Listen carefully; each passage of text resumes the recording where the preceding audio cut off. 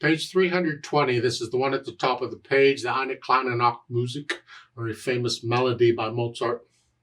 Here, this page and the next, we're doing harmonization. Okay, we've done it before. Let's see what we're getting into. First thing I want to do is play the melody, because we ought to make up the accompaniment. We'll do that later. I want to hear the melody. In 3/4 time, we're coming on a pickup beat, 3 and 1. And 2, it could have been a 2 and 1, but a lot of times we'll just, the third finger plays the F sharp in the scale. We can do that time. 3 and 1 and 2 and 3 and 1 and 2 and 3. 1 and 2.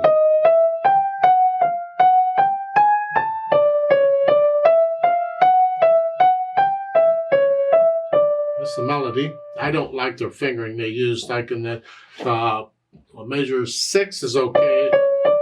But measure 7, I just stay here. I don't just 3 or 2, whatever. 3. I can get all these in this hand position. I don't need to come up here and then back down here and wherever. I'm just staying here.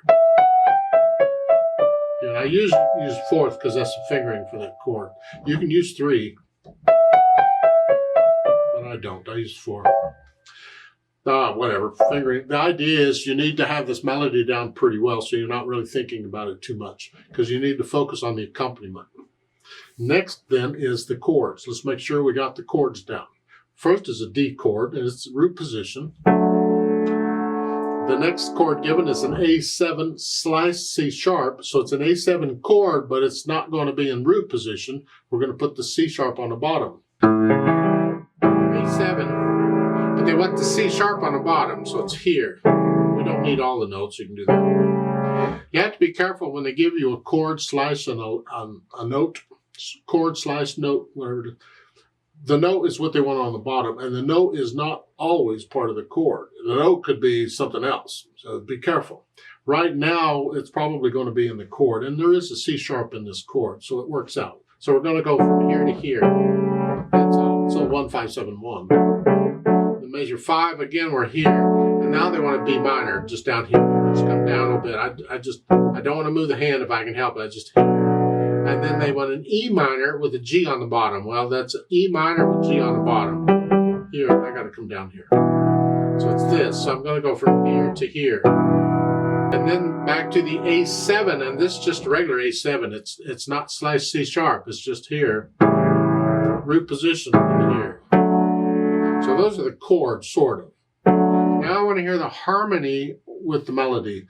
So, and again, we hesitate all over. I don't care. It's fine. We're not performing it. We're just here. Here.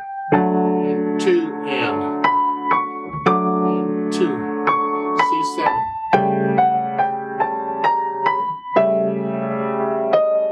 D. B minor.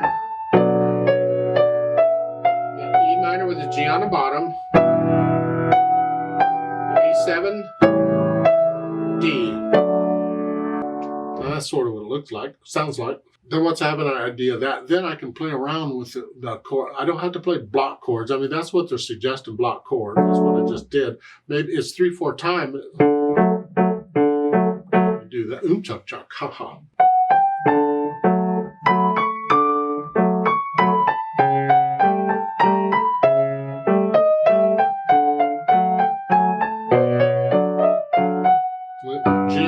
Here. Whatever. You play around with different patterns in the left hand, see what you think. Play around with different articulations for the left hand. The right hand's pretty connected, but the left hand, you try different things out. You can try them out. The key word there is you.